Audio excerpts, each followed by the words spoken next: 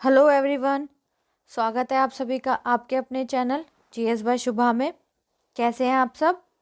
मैं आशा करती हूँ आप सब लोग बहुत ही अच्छे होंगे, एकदम स्वस्थ होंगे। चलिए अब अपनी आज की पॉलिटी की क्लास पर आते हैं।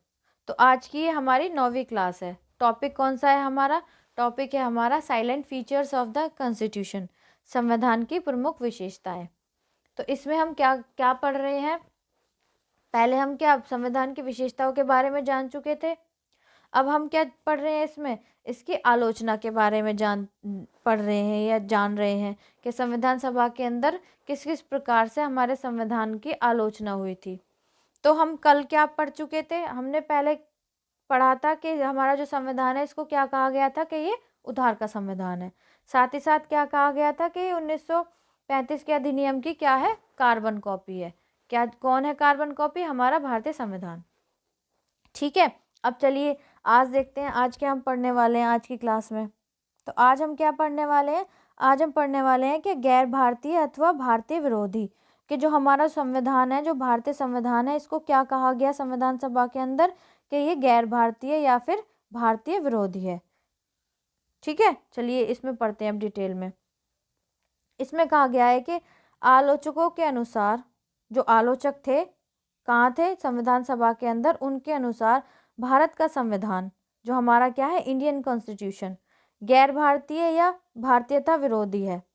जो कि क्या है? गैर भारतीय या फिर भारतीयता विरोधी है, क्योंकि यह भारत की राजनीतिक परंपराओं अथवा भावनाओं का प्रतिनिधित्व नहीं करता। ऐसा किस लिए कहा गया? ऐसा इसलिए कहा गया उन्होंने कि इसका कारण ये है क्योंकि ये भारत की जो राजनीतिक परंपरा है और उनकी जो भावना है राजनीतिक की, तो उनका क्या है? प्रतिनिधित्व नहीं करता है। कौन नहीं करता है? जो हमारा भारतीय संविधान है, जो बनकर तैयार किया गया था। ठीक है, साथ ही साथ आगे जानते हैं आगे उनका क्या कहना था। उनका कहना है कि भारत जो संविधान है की प्रकृति विदेशी है। जो भारतीय संविधान है, इंडियन कॉन्स्टिट्यूशन है, उसकी प्रकृति कैसी है, उसका नेचर कैसा है, वो कैसा है? वो विदेशी है, जिससे यह भारतीय परिस्थितियों के लिए अनुपयुक्त एवं अकारण है। जब इसका नेचर क्या है, इसकी प्रकृति क्या है? विदेशी है। तो जिसके लिए क्या है कि भारतीय परिस्थितियों के लिए अनुपयुक्त एवं अकारण है, जिस वजह से जो भारतीय परिस्थितियां आगे वाले टाइम में क्रिएट होंगी तो उनके लिए क्या है? ये अनुपयुक्त और अकारण है। ठीक है, ये क्या कहा? कौन कह रहा है? ये जो आलोचक हैं संविधान सभा के अंदर, वो बोल रहे हैं। आगे जानते हैं। इस संदर्भ में के हनुमंतैया कौन है? के हनुमंतैया इसके संदर्भ में, किसके संदर्भ में? हमारा जो संविधान सभा है, संविधान का जो निर्माण हुआ था संविधान सभा के अंदर, वो किसके संदर्भ में बोलते हैं? हमारे संविधान के संदर्भ में क्या कहते हैं? उन्होंने टिप्पणी की। किसने टिप्पणी की? के हनुमंतैया। के हनुमंतैया कौन है? संविधान सभा के एक सदस्य ही हैं। उनका क्या कहना है कि हम वीणा सितार का संगीत चाहते थे, लेकिन यहाँ हम एक इंग्लिश बैंड का संगीत सुन रहे हैं। तो उनका ये कहना था कि हम चाहते क्या थे? हम चाहते तो थे वीणा और सितार का संगीत, लेकिन हम सुन क्या रहे हैं? यहाँ संविधान सभा के अंदर बैठे हुए हम क्या सुन रहे हैं? हम एक बैंड का संगीत सुन रहे हैं। उन्होंने किसके लिए? हमारे भारतीय संविधान के लिए ये एक टिप्पणी की, एक सटायर किया। ठीक है, चलिए आगे जानते हैं आगे क्या है। ऐसा इसलिए है कि हमारे संविधान निर्माता उसी प्रकार से शिक्षित हुए। उन्होंने साथ ही साथ ये कहा कि ऐसा इस वजह से है कि हम क्या है एक इंग्लिश बैंड सुन रहे हैं। ऐसा इसलिए कहा कि जो हमारे संविधान निर्माता हैं, जिन्होंने संविधान का निर्माण किया है, वो उसी प्रकार से शिक्षित हुए हैं। कहने का मतलब उनका ये था कि वो उन्हीं लोगों के बीच में पले बड़े हैं। क्या वो अंग्रेजों के, मतलब वो इंग्लैंड में पढ़ के आए हैं, या कुछ भी उनकी टिप्पणी हो सकती है, लेकिन उन्होंने ये कहा कि ये उसी प्रकार से शिक्षित हुए हैं। तो इसीलिए उन्होंने हम क्या है संविधान भी उसी प्रकार का बनाया है, संविधान का निर्माण भी उसी प्रकार से किया है। चलिए आगे जानते हैं आगे क्या कहते हैं। उसी प्रकार लोकनाथ मिश्र, अभी लोकनाथ मिश्र कौन है? ये भी एक संविधान सभा के सदस्य हैं। एक अन्य संविधान सभा सदस्य ने संविधान की आलोचना करते हुए, तो उन्होंने क्या किया? लोकनाथ मिश्र ने, जो कि कौन है? संविधान सभा के एक अन्य सदस्य हैं, एक और सदस्य हैं, उन्होंने भी क्या है इसकी आलोचना करते हुए इसे पश्चिम का दासत्व अनुकरण, बल्कि पश्चिम को दासत्व आत्मसमर्पण कहा। जो लोकनाथ मिश्र थे उन्होंने क्या कहा हमारे संविधान को कि ये पश्चिम का दासत्व अनुकरण है। ठीक है, साथ ही साथ या फिर हम ऐसे भी कह सकते हैं कि पश्चिम को दासत्व आत्मसमर्पण कहा। किसको कहा? हमारे संविधान को कहा कि क्या है ये पश्चिम को दासत्व आत्मसमर्पण है हमारा जो संविधान है। ये कौन कह रहा है? ये लोकनाथ मिश्र कह रहे हैं, जो कि कौन है? जो कि क्या है? संविधान सभा के ही एक सदस्य हैं। ठीक है, आई होप इतनी बात क्लियर होगी। चलिए नेक्स्ट आगे जानते हैं, आगे क्या है इसके अंदर। आगे कौन है? एक लक्ष्मी नारायण साहू हैं। तो वो कौन है लक्ष्मी नारायण साहू? एक अन्य संविधान सभा सदस्य। वो भी कौन है? एक संविधान सभा के सदस्य ही हैं। उनका क्या कहना है? जिन आदर्शों पर यह प्रारूप संविधान गढ़ा गया है, उनका क्या कहना है? किसका कहना? लक्ष्मी नारायण साहू का, कि जिन आदर्शों पर यह प्रारूप संविधान गढ़ा गया है, भारत की मूलभूत आत्मा उसमें प्रकट नहीं होती। मतलब उनका कहना ये है कि जिन आदर्शों पर यह प्रारूप संविधान गढ़ा गया है, उसमें क्या होता है कि भारत की जो मूलभूत आत्मा है उसमें प्रकट नहीं होती। क्या नहीं होती? कि भारत की जो मूलभूत आत्मा है वो किसके अंदर? इस संविधान के अंदर, जिस प्रकार से ये जिन आदर्शों पर ये हमारा जो भारतीय संविधान है ये बनाया गया है, इसका निर्माण किया गया है, तो उसमें क्या होता है कि जो भारत की मूलभूत आत्मा है उसमें प्रकट नहीं होती है, उसमें दिखाई नहीं देती है। किसके अंदर? हमारे संविधान के अंदर। किसका कहना है ये? लक्ष्मी नारायण साहू का कहना है। साथ ही साथ वो आगे क्या कहते हैं? आगे कहते हैं कि यह संविधान उपयुक्त सिद्ध नहीं होगा, लागू होने के फौरन बाद ही टूट जाएगा। तो जो लक्ष्मी नारायण साहू है उनका ये भी कहना है साथ ही साथ कि ये उपयुक्त साबित नहीं होगा, ये जो संविधान है जो जिसका अब निर्माण किया गया है, जैसे ही ये लागू होगा, लागू होते ही क्या हो जाएगा? ये टूट जाएगा। कौन टूट जाएगा? जो भारतीय संविधान है जिसका निर्माण किया गया है ये टूट जाएगा। तो किसने? जो लक्ष्मी नारायण साहू थे उन्होंने इसकी आलोचना करते हुए संविधान सभा के अंदर ये बात कही थी। ठीक है, तो ये क्या था? ये हमारा था, ये संविधान को क्या कहा गया? गैर भारतीय कहा गया। तो उसके बारे में क्या लोगों की टिप्पणी थी, जो आलोचक थे उनकी क्या क्या कहना था, ये हमने जाना है इसमें। ठीक है, आई होप इतनी बात आपके क्लियर होगी। चलिए अब नेक्स्ट आगे देखते हैं, आगे क्या है।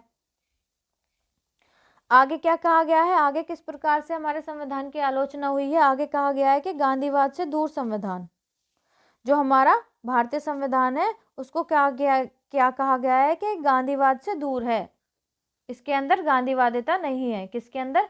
भारतीय संविधान के अंदर।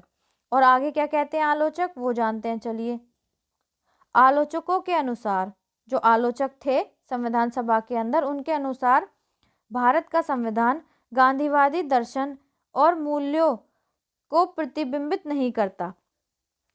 आलोचकों का यह कहना था कि जो भारत का संविधान है ना, वो गांधीवादी दर्शन और जो मूल्य हैं उनको क्या नहीं करता? उनको प्रतिबिंबित नहीं करता, उनमें उनकी झलक नहीं दिखाई देती। गांधीवादी दर्शन और मूल्यों की झलक किसके अंदर नहीं दिखाई देती? हमारे संविधान के अंदर नहीं दिखाई देती। ऐसा किसका कहना है? जो आलोचक थे संविधान सभा के अंदर, उनका ऐसा कहना है। ठीक है, आगे जानते हैं आगे उनका क्या कहना है। जबकि गांधी जी हमारे राष्ट्रपिता हैं, उन्होंने कहा कि गांधी जी हमारे राष्ट्रपिता हैं, तब भी क्या है इसके अंदर गांधीवादी के जो उनके जो दर्शन है और जो उनके मूल्य हैं उनको उनकी झलक किसके अंदर? हमारे संविधान के अंदर नहीं दिखाई देती। आगे उनका कहना था कि संविधान ग्राम पंचायत तथा जिला पंचायत के आधार पर निर्मित होना चाहिए था। उनका क्या कहना है या उनका क्या कहना था? ये किसके बिहाफ पे? गांधी जी के बिहाफ पे बोल रहे हैं। उनका ये कहना था, वो ये समझा रहे हैं, वो ये एक्सप्लेन कर रहे हैं संविधान सभा के अंदर कि गांधी जी चाहते थे कि जो हमारा संविधान है इसका निर्माण ग्राम पंचायत और जिला पंचायत के आधार पर होना चाहिए, लेकिन ये ऐसा नहीं हुआ। ये गांधी जी नहीं कह रहे हैं, गांधी जी की जो विचारधारा थी उनको संविधान सभा के अंदर कहा जा रहा है। ठीक है, चलिए आगे जानते हैं आगे क्या कहना था। इस संदर्भ में वही सदस्य के हनुमंतैया ने कहा। अब इस संदर्भ में जो कौन थे, जो हम पहले पढ़ चुके हैं, कौन से सदस्य थे? के हनुमंतैया। उनका फिर से कहना है, उन्होंने क्या कहा यह वही संविधान है जिसे महात्मा गांधी कभी नहीं चाहते। उनका ये कहना है कि हनुमंतैया का कि ये जो संविधान है ये वो संविधान है, वही संविधान है जिसको महात्मा गांधी नहीं चाहते कि इस प्रकार का संविधान होना चाहिए। नए ही संविधान पर उन्होंने विचार किया होगा। नए ही साथ में साथ वो कह रहे हैं कि हनुमंतैया के गांधी जी ने ना ही इस संविधान पर अपना कोई विचार किया होगा। ठीक है, चलिए आगे जानते हैं आगे क्या है। आगे है टी प्रकाशम, संविधान सभा के एक और सदस्य। अब कौन है टी प्रकाशम, जो कि कौन है, संविधान सभा के एक अन्य सदस्य हैं। उनका क्या कहना है, इस कमी का कारण गांधी जी के आंदोलन में अंबेडकर की सहभागिता नहीं होना तथा साथ ही गांधीवादी विचारों के प्रति उनका तीव्र विरोध को बताते हैं। अब टी प्रकाशम क्या कहते हैं, टी प्रकाशम ये कहते हैं कि इस हमारा जो संविधान है इसमें गांधीवाद नहीं है।